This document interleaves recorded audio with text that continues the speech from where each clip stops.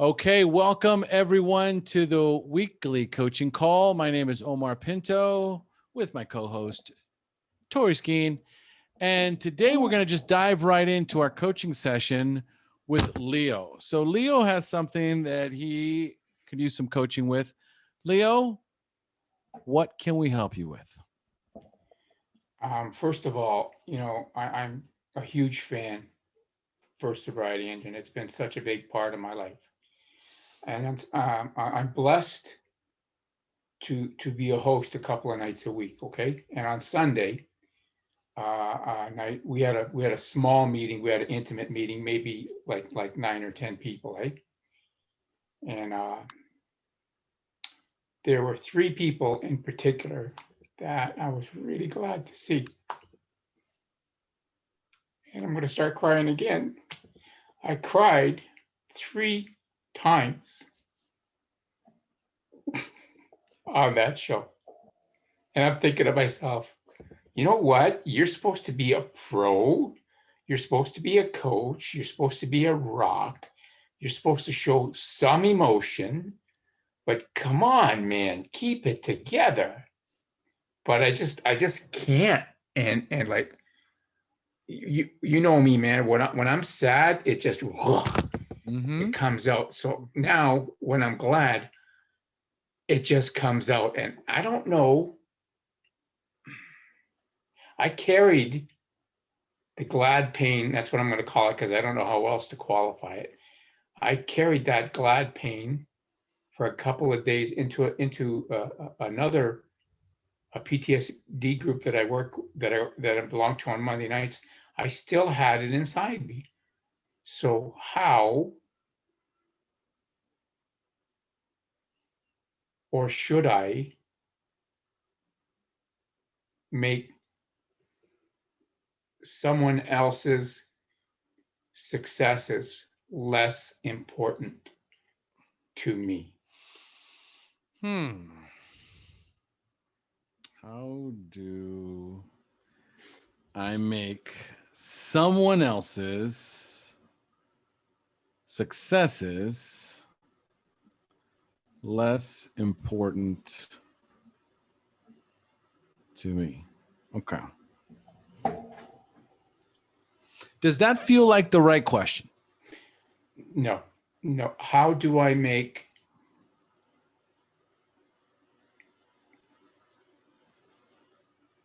I'm glad for them, Mm-hmm. so Mm-hmm. glad for them. Like when I worked in detox for 10 weeks, Omar, and I knew there that there are friends of mine that were coming in. Mm-hmm. I could keep them right here. They did not get that close to me.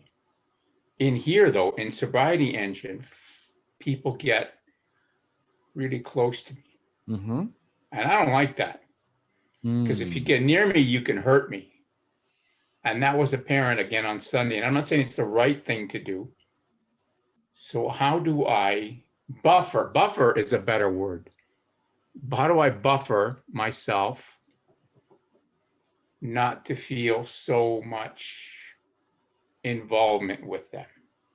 Okay, so this is more of the of what's happening here. This is when you said this feels more accurate. If you get too close to me, you can hurt me. So, which I feel is growth on your side because it used to be the other way around. How would you have normally phrased that statement? Nothing gets near me. You come near me, I smash you. Right. So this is a beautiful transition from, you know, if you get too close to me, I will hurt you, versus now recognizing you've come into a place of vulnerability and recognizing your softness. I would say that there's there's softness, um, gentle. Okay, so I would say that this is how I would describe Leo as soft, soft. I'm not soft in that in a negative state. Like there's a softness about you, like the hard edges have started to soften. So it's I feel like gentle, kind, caring. Okay, so there's this facet of you that's always been there.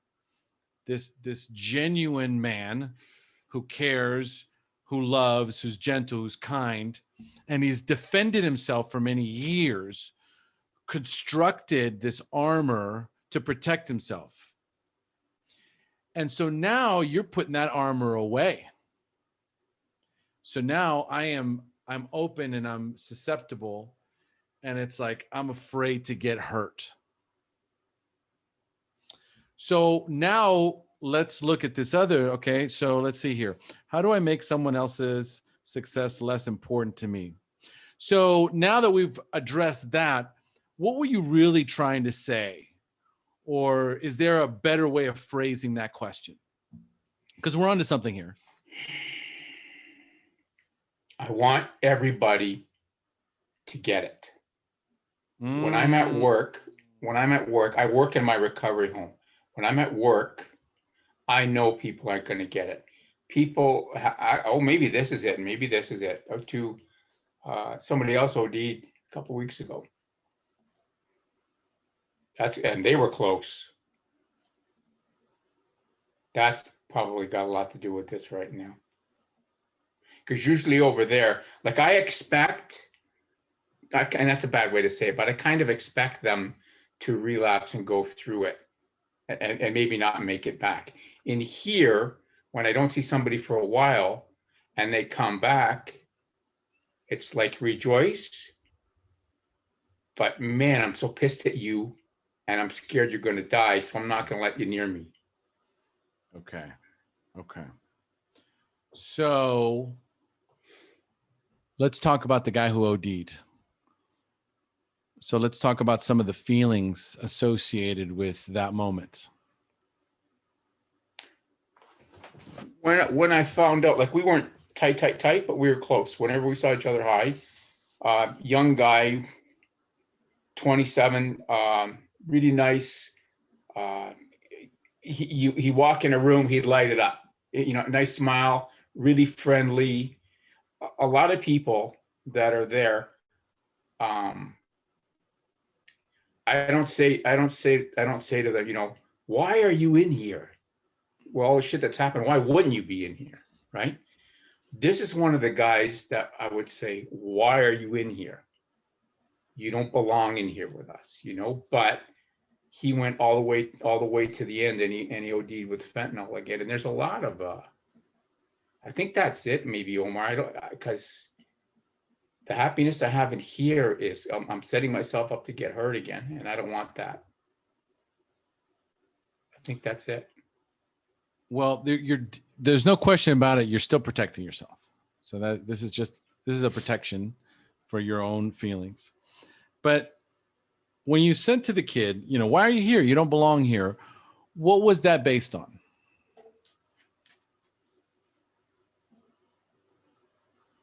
His story wasn't that.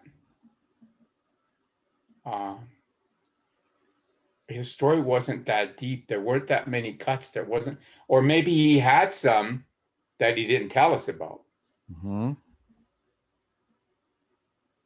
But what we had learned, what I had learned was it wasn't that bad. Like some of us in here, it's no kidding. You're going to be in here. No kidding.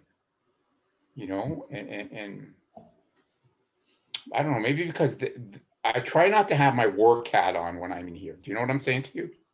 That's not possible, Leo. I try not to have my work hat on when I'm in here. I want to be less professional, because you got to meet people where they're at in here. And I can be kind of really direct and abrasive, and I don't want to do that. I don't want to do that to people in here. Okay. All right. I like this.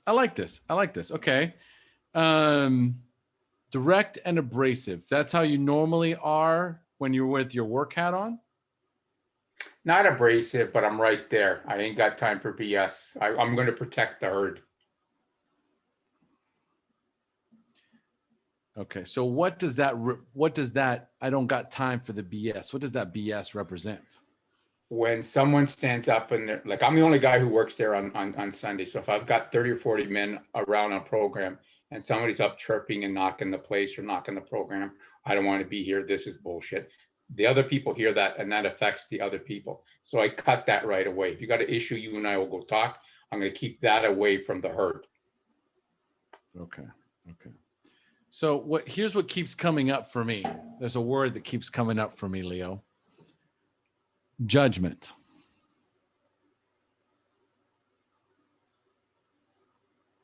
When I say the word judgment, what comes up for you? Judgment is ugly. I don't like it, but I have to. I'm a problem solver.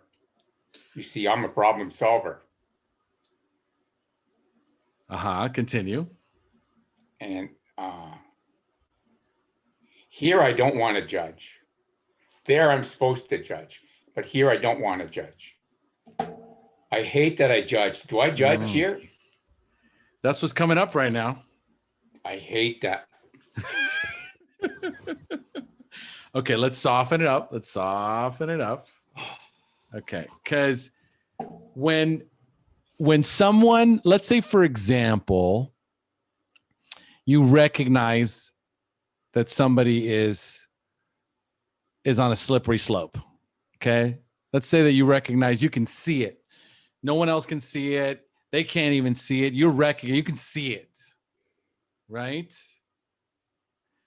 Would you call that good judgment or bad judgment? Good. Good judgment. Okay. So then in the context of what we're talking about here, there is good judgment. Yes. Yes. Okay. So when you say I hate judgment, but you have good judgment, what do you really mean?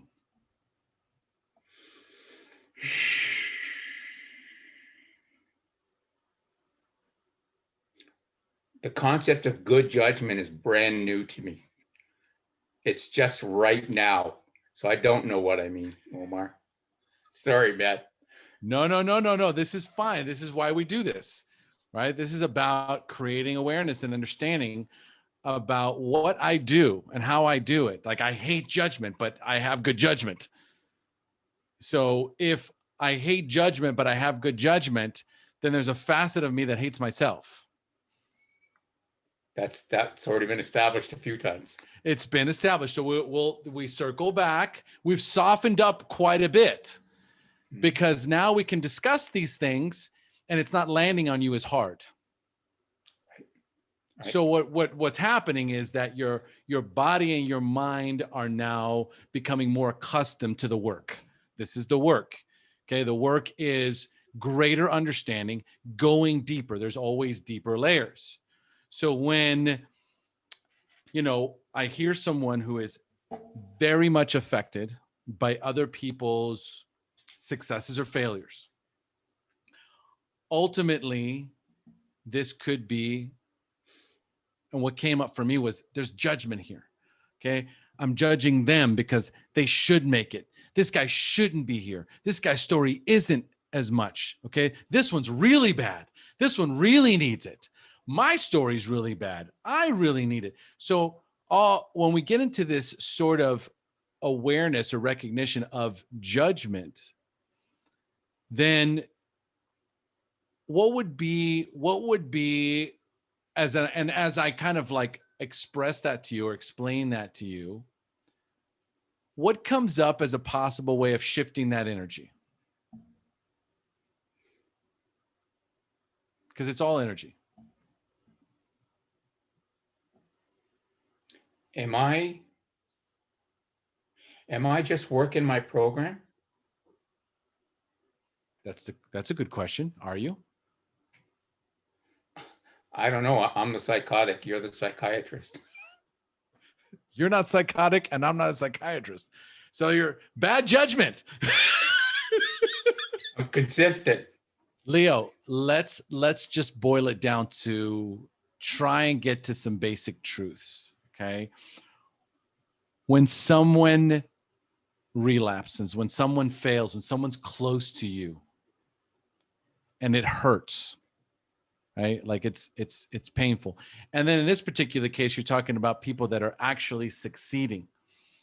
And there is this overwhelming sense of emotions, like this uncontrollable sense of what you call, I think you, what did you say here was the glad pain. Okay. So you are, this would be an example of overjoyed. Okay. So right now, what you're learning to manage is how to be in a state of joy, because it's not something you're familiar with. Your body is not accustomed to being in a state of joy. So it is feeling overwhelmed.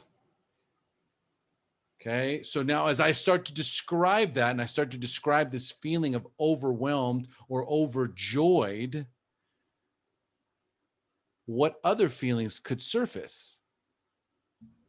Ooh. Just as you were talking, it was like, that ain't gonna last. Don't get used to that, because that's gonna go away real damn quick. The more you feel happy, the more I feel happy, the quicker I'm gonna get sad. It's starting to make sense now? Breathe, breathe, breathe. Do not get stuck there.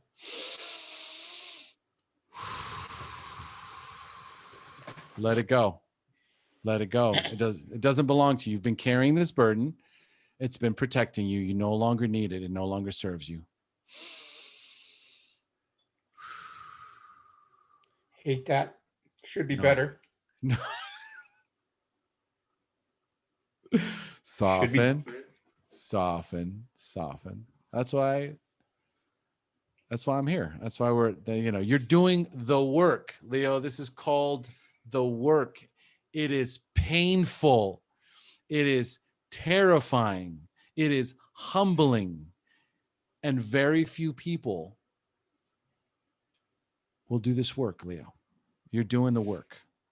Okay. And you continue to do the work, and you continue to show up no matter what, even with the glad pain. Okay. But we've just created some understanding for you and an opportunity to let go. Just take a deep breath. Yeah. And just let it all out. Let it out. I don't need this anymore. It doesn't serve me anymore. It protected me for a long time. And just like last week, you can just say, thank you, unconscious mind. Thank you. I like when you do this. Go ahead. Thank you, Thank you unconscious mind. I like when you do this. for always protecting me. For always protecting me. Okay. And say it again. Thank you, my unconscious mind, for always protecting me. Now, tell me what that feels like inside your body. Part of my growth now. It's in my tool belt. And but tell me the feelings that you feel inside you right now. I want to step towards the light now. I'm walking into it. There you go. Again. It's okay to feel joy. It is okay to feel joy. It is not my responsibility if someone fails, if someone relapses. It's not my responsibility, nor can I take credit for anyone's success. The level of success and the results, okay, the level of success and the level of failure is all based on the individual's desire to do the work. The good news is, Leo, as you get better and as I get better, we get quicker at pulling people out, just like I just did with you. We just get quicker at identifying through their language how to pull them out. Okay. And so we're guides. We help. We see, you're stuck in a hole. All right. Okay. Right. Now, sometimes you can try and pull them out, right? Or you just fucking get in there with them and you go, don't worry. Follow me. I know the way out. And it's their decision whether or not they want to follow or not. And you chose today to follow. Okay, so is there anything further, or does that clear it up? Or do you feel like there's still something more? I have to ask you, part of me wants to turn off caring. Part of me wants to turn it off, but if I see that lying's a trigger for me. Mm-hmm. And if I tell you I don't care, that's a lie, and that's going to be a shit show all over again. So the fact that I do care, that's kind of like a strength in a lot of ways. It's not kind of like a strength. It is a strength. Kindness, caring, nobility. Okay?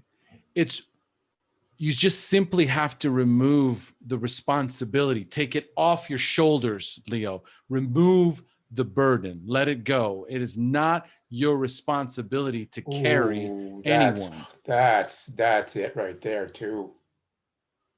Ooh.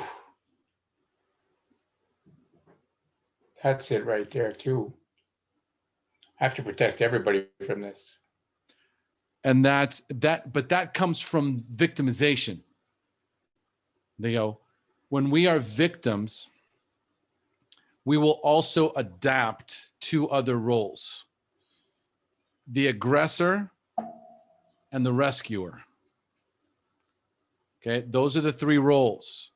So the idea is to extract yourself from any of those roles. It's called the drama triangle. And so when I have been victimized, then I have a propensity, I have a desire to help others, like a very strong desire. But I have to be I'm the same as you, Leo, right? And I have to constantly be checking myself and making sure that I'm not trying to save someone. You know, and most of the time it's very evident because when I someone, I am there to fix and support you and ask you questions like I'm asking you. I'm not trying to save you, Leo. I'm trying to guide you and teach you. And there's the fine line. When I separate myself from this idea of like, I have to save them, they're not hearing me. They're going in the wrong direction. They're not paying attention. Can't you see what you're doing? Now I've stepped back into the hero role, the rescuer role.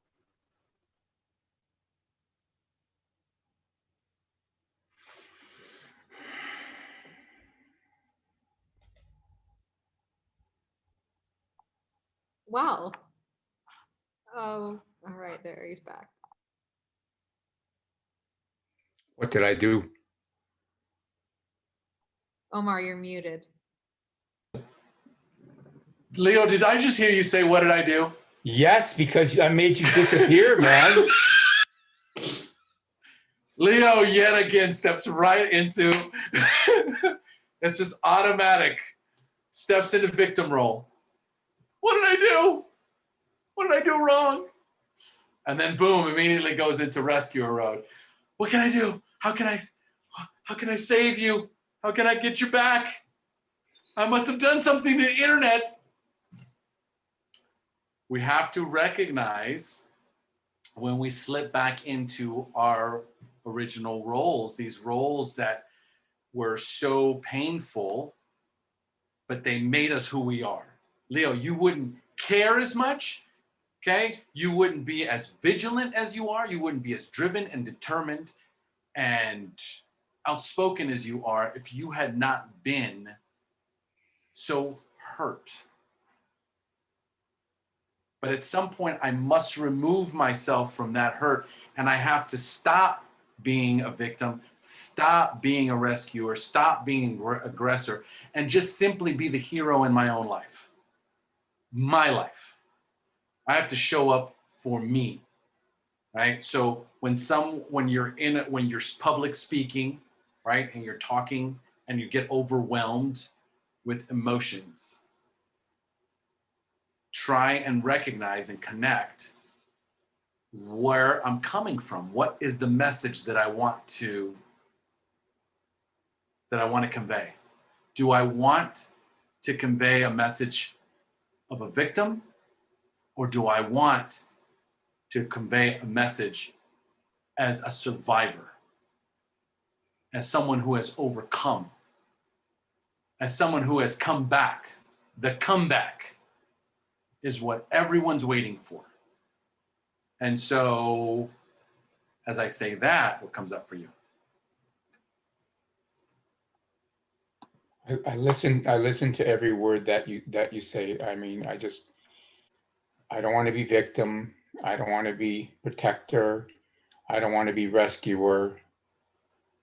And part of me is going, but I have to be involved. I have to be exposed. Am I the exposed? The exposed, like, you know what I mean?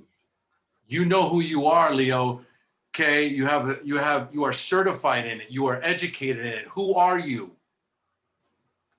I'm just a coach, man. Yes. Nowhere in there is victim, rescuer, or aggressor. I'm a fucking coach. I'm a teacher. I am a guide. And that's when you said, I don't want to show up with my work hat on. And I'm like, oh, that's exactly how you show up. That's how I show up. I show up with my coaching hat every Wednesday. And Monday, Tuesday, Wednesday, Thursday, Friday. Actually, show up every day. I have a lot of coaching calls. But it's not the point. Point is, I can only show up on these calls and on my coaching calls with my clients as this guy right here. Confident, bold, strong, assertive, ready, fearless, focused, clear. I have to be. The hat goes on. I am no longer Omar, the kid that was picked on and bullied in school and made fun of and had fucked up hair and a bunch of pimples and couldn't get a date and got bullied and robbed, right? And then developed a horrible drug addiction and lost his family and all his money and I cannot be that guy on this call, okay? That guy served his purpose. He got me here, right? And I use those stories and I can tap into any of those stories. When I was talking about my mother last week, I started crying, right? Like if I tap in to the experiences that I have in my life, and you guys have seen me cry too, right? I can get emotional. And there's these moments where I am going to allow myself to cry, to feel, to be emotional, to show my emotions. It's relatable, it's endearing, right? And in that case, it was uncontrollable, right? But very quickly, the coach steps in and goes, that's enough. Get back to work. He's strong, he's assertive, he's direct. How are you? I'm Leo? getting there. No, you said it yourself. You're direct and abrasive. I don't have time for the BS. This is who you are, Leo. Remove the abrasive, replace it with assertive, you're golden. So why do I cry? Because you care, Leo. Because you care. Because you love them. And it's okay to cry. It is. But remember to reel it in. Okay? Allow that relatability. Allow yourself the ability to be emotional. Okay? Allow yourself to connect on that level and then reel it in.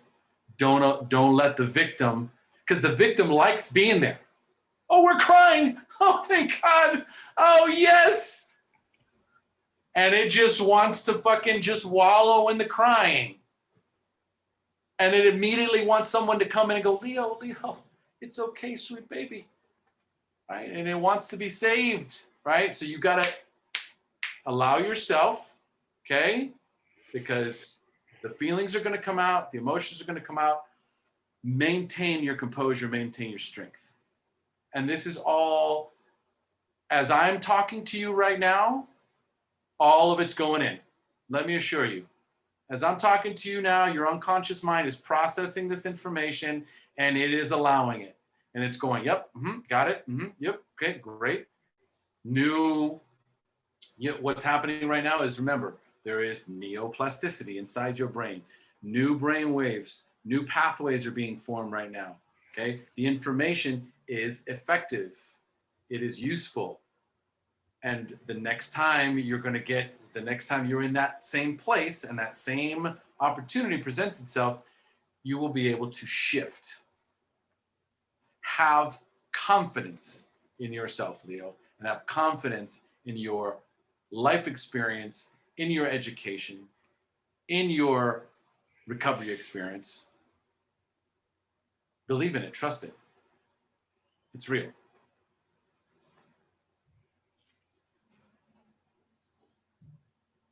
This took a piece of me because I had to process.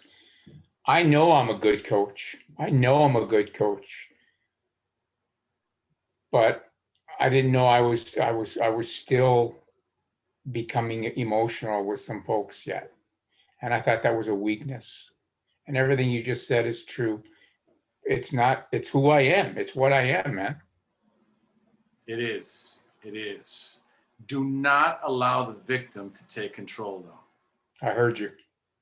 Okay, I that's hear all. you. I hear you. All right, so this is a very, very, very intense coaching call. Who has either some questions, some feedback, comments?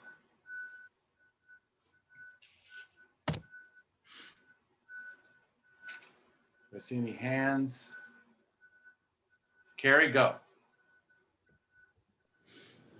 So Leo, I do feel like sometimes you take a lot of the fact that if you don't see us, to question about our sobriety. It's just timing, right? Like a lot of it is timing. So don't question our sobriety about that, because I love you so much and I care about you. And I think that everything that you're going through is because you care so much, and you just have to take a deep breath sometimes and just know that every one of us that are like there on the days that you don't see us, we're there. We still care about you. I mean, I care about you every single day, and I know that I'm not in all the meetings that you're on, but I care about you every single day. Love you. Look at that. Beautiful, Carrie. Who else?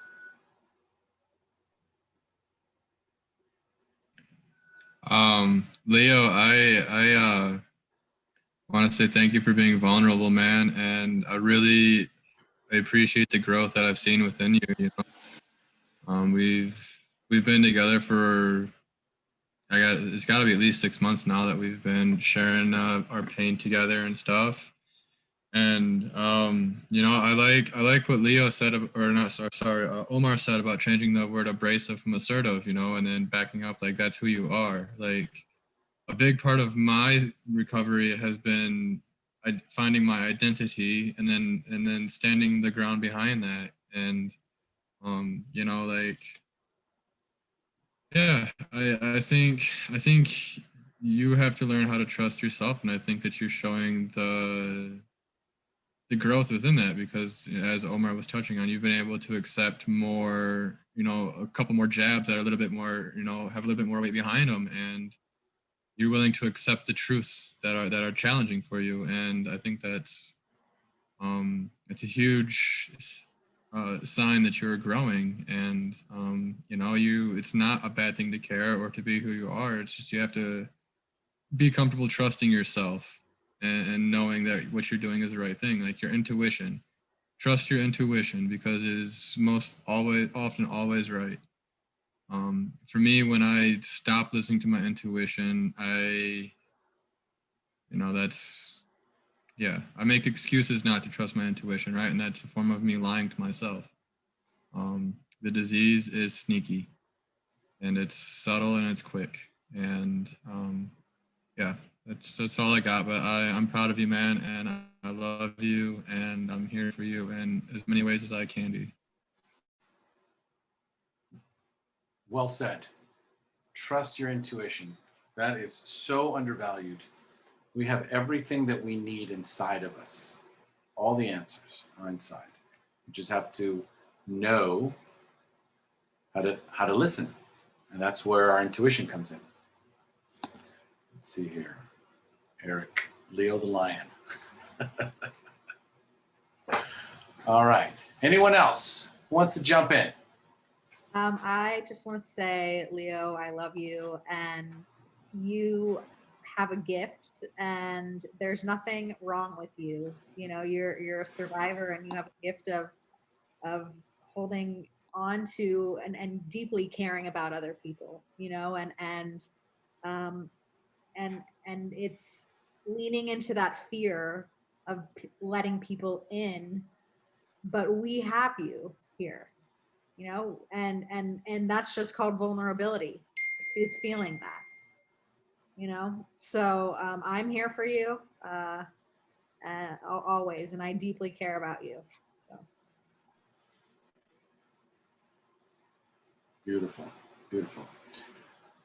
All right. Leo's good to go. He's ready. So we've still got 20 minutes. Who's got something that the rest of the team can help you with? Shannon, unmute yourself. Hey guys. Hopefully she's Hello. So I've just been struggling a lot with, like, I don't want to say I'm not grateful, but I'm not having a good time in sobriety. Like, if that's the right words to use. Mm-hmm. Yes. Like, this isn't fun. Like, I'm just kind of like, everything is very monotone for me right now. And I mean, I did just have a baby a few weeks ago, so I don't know if that's a little bit of it, but I haven't been having a good time in a long time. And, you know, I hear, like, when we do our meetings, they'll be like, I'm grateful in recovery, or these words that they use. And I'm just like, I've never felt it, you know. I'm just here, and I feel like I'm doing it because I want to, but I also don't know if I'm, like, my brain isn't in the right reasons. Like, I'm doing it because I have my kids and I don't want them to see me drinking, or I'm doing it because, you know, I probably should, you know. I don't know. I'm just here. No. This is why I'm here. Because this is where it's so dangerous. When I'm not enjoying recovery, I'm not having fun. Yeah, my addiction is talking very loud to me lately.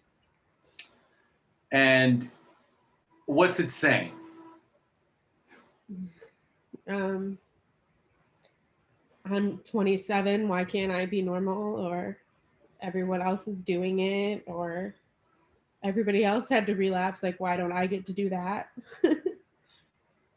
You could. Yeah. It is a choice. Yeah. It is an option. Okay, every time I walk in the grocery store, Yeah. okay, I can relapse, right? But there's this, I'm 27 years old, why can't I be normal? And just that statement is normal. And so, as I say that, why would that statement be normal? I don't know, because people my age get to have fun and go out, and they can have 2 drinks with their friends and not embarrass themselves. Like, Because other people can. yeah. So I'm sober, I'm in sobriety because of my kids, because I should, because it's not good for me. But it's not because of what I want. That makes me really uncomfortable, but yeah. Mm-hmm. Mm-hmm. So, do you want to drink? Right now, yes. Okay. So what normally what I like to do is I try and identify, because here's the thing.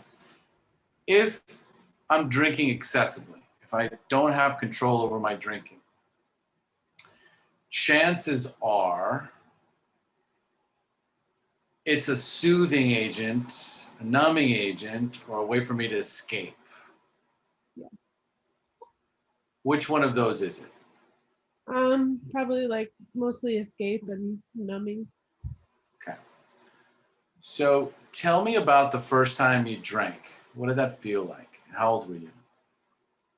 I was probably 15. And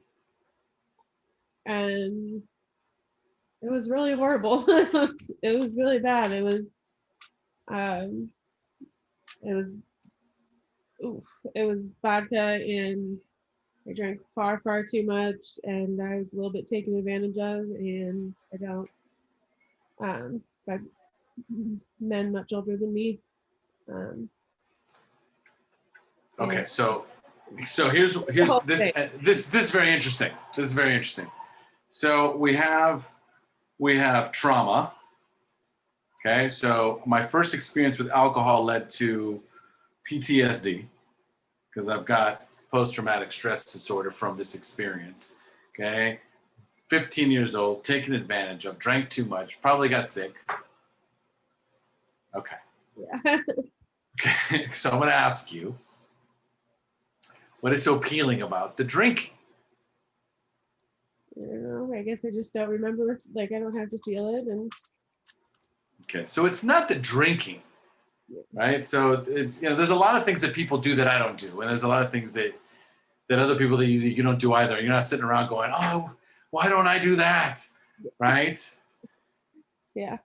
But right now, what I'm recognizing is that there's something I don't want to feel. Yeah. I And mean, I'm struggling to find my place. I lost my job, not really like any fault of anybody's. It was just like a situation where the state decided that they didn't want me to do it, my job. So I finally had found my place there, and now I've been home. I had a slip disc when I was pregnant with her, so I couldn't work, couldn't move very much, and so now I've been staying home, and I hate it, and I hate that I hate it because I feel like I should love being around my kids, and my husband is working from home, but I just feel very pointless. how many kids? I might have to Okay. How old's your other child? 2.5. 2.5. Okay. So you've got small children that require a tremendous amount of work. And, you probably had like a different expectations of how life would be at 27. Yeah. Okay. So like there's these kind of like, how do I put this? It's like these unfulfilled dreams. Like this is not my life. I didn't choose this. Yeah. Okay. All right. So the more understanding, the more lightness we can bring to what's going on, and more honesty we can bring to the truth, to your life, right? The easier it becomes to kind of swallow, because it feels like you're trying to eat an elephant all in one bite, and it's just not possible, right? So first of all, you have to be super gentle, loving, and kind with yourself. That's number one. And then number two, it's just understanding what happened prior to the drinking. You were 15 years old, you drank for the first time, you went deep, Mhm. had a horrible experience, and yet you pine for it, even though it's very, very dangerous for you, but it allows you to escape. What are you trying to escape from? Like, I guess I mean it makes me feel like shit, but my kids sometimes, you know, and that responsibility, and then I have a very toxic relationship with my mother that I've been trying to work through, that I'm not real thrilled about. Okay. Okay. So now we get to mom. So this toxic relationship with your mother, what was as a child, right? So what kind of experiences do you remember that Um, were like like the ones that come to mind quickest? My parents were divorced, and my mom used to tell me my dad could come and pick me up, and she would leave me on the porch knowing that he had a restraining order and wasn't allowed to come and see me. So yeah, How's that? What she would sit you out on the porch, yeah, and tell me it was my dad who was gonna get me, and knowing he wasn't allowed to. and so you would sit on this porch bench, hello, porch bench, or outside waiting for your father. Yeah, And how many times did this happen? several. Yeah, So what was she really trying to do? just manipulate me, make me all hers, so I would hate him. So what is your relationship with her today? It's awkward. There's the giant elephant in the room kind of situation, and she's made some pretty poor choices, and I need to address them, and I just haven't. So there's a lot here. Like there is a lot. Much for 20 Right. Like, all right. So my suggestion is that we would pick this up next Wednesday, because this is, there's so many ways I got to go with this. But ultimately, we have this childhood wounding. Okay. So there's a childhood wounding. Your parents got divorced. Your mom, for whatever reason, felt very, I would say, insecure about herself. So she had to make sure that you hated your father. Is that accurate? Yeah. Okay. And where's your father now? He passed away. Wow. How long ago? I was 17 years ago. That was tough. Interesting. Yeah, I need a whole hour. Yes. Okay. When you think of your father, what do you think about? Sadness and regret, and his life was really, really hard because of her. And If if if he was like just in the corner of the room, right? Like spiritually, like if you could feel his presence in the room right now and you knew he was there, what would you tell him right now? that I'm sorry About? that I let hurt him so much, and Hmm. he just wanted to be with me. Hmm. And what do you think he'd tell you if you said that to him? He just loved me. There's so much here.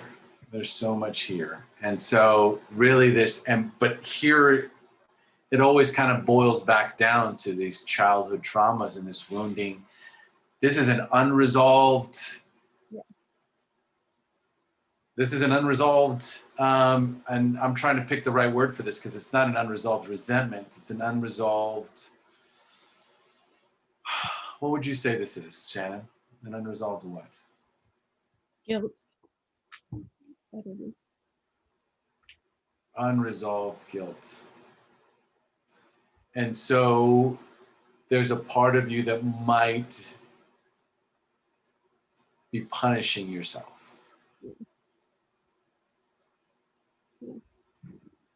Is this what your dad would want you to do? No. What we have to do is we have to tap into his love. That's the direction. Like until I see you next week, what we have to do is we just have to tap into what you know. And what you know is that you were misled. Yeah. And that you love your father and that he loved you. Yeah.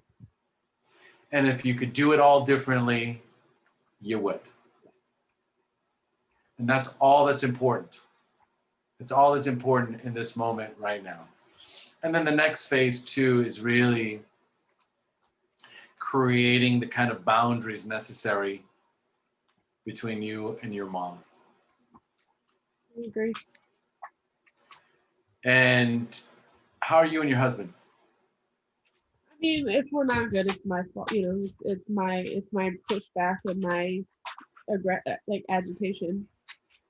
My husband is far too good for me, and Okay. So you're continuing to punish yourself, right? God has given you a really good man, yeah. right? That you don't feel you deserve. So the more sensitive and caring and loving and understanding that he is with you, the more guilt you feel. Yes. There we go. Yeah. So what we're going to do for today's session is we're just going to create awareness. That's all. And I'm going to tell you what you probably never heard. Maybe you have. But if your dad was here, he'd probably say, Shannon, it's not your fault, sweetheart. It is not your fault. You were just a child.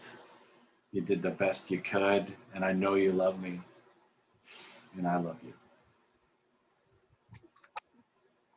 Thank you. And you've got an opportunity to be a great mom and do things different. You can use, oh, look at this one. Yeah, he's naked. He's naked. All right. So we might want to just leave that out. You can just pop your little head in though. That's Yeah. okay. Here, sit down and say hi. Here you go. Hey, buddy. Okay. Is that good? Okay. I'll tell you what I did when I was raising my daughter. Okay.